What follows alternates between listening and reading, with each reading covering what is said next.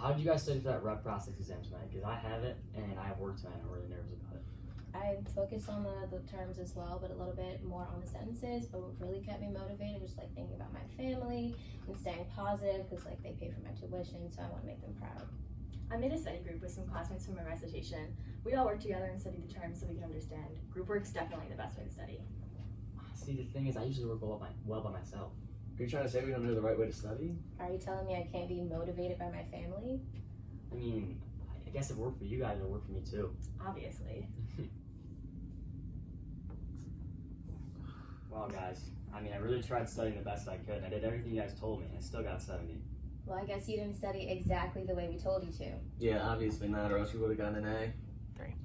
Were you convinced the student was overpowered by other students' ideas about studying and was ignorant about their best ways for themselves to study? This example parallels Jude Segal's evidence in her article, Breast Cancer Narratives as Public Rhetoric, Genre Itself, and the Maintenance of Ignorance, in which she details 2 stories from women who have been diagnosed with breast cancer and experience a similar overpowering from personal narratives of other women. Segal says, "This is my agnotology thesis.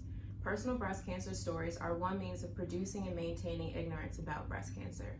She makes the argument that specific generic narratives cause ignorance by offering examples where women defied the norm, such as the student who failed his test." So why is this argument compelling? According to Cicero, there are 16 general topics. Contradictions is one of them. It is the topic in which you find arguments for the issue at hand by examining assertions that contradict it. Segal uses 2 examples of breast cancer narratives to contradict the generic breast cancer narratives that overpower other discussions of breast cancer. These examples help Segal to implicitly make her argument by presenting real-life examples that back her argument. An example gives a specific instance that can then point to a rule and is concrete and memorable, making an impression on the audience. Barbara Ehrenreich and Wendy Messley are examples of 2 women who defied the personal narrative and were faced with extreme criticism.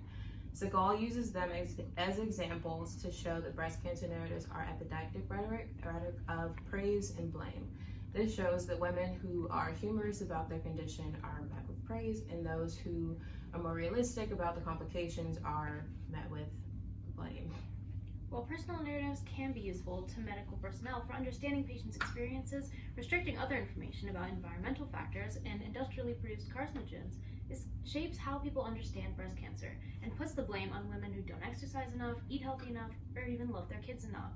This argument is compelling because the contrast the examples provide to the generic rhetoric of personal narratives shows the reader that the personal narratives are not the only avenue to talking about breast cancer, and that some women who experience breast cancer have differing views and ideas that contradict the generic narrative.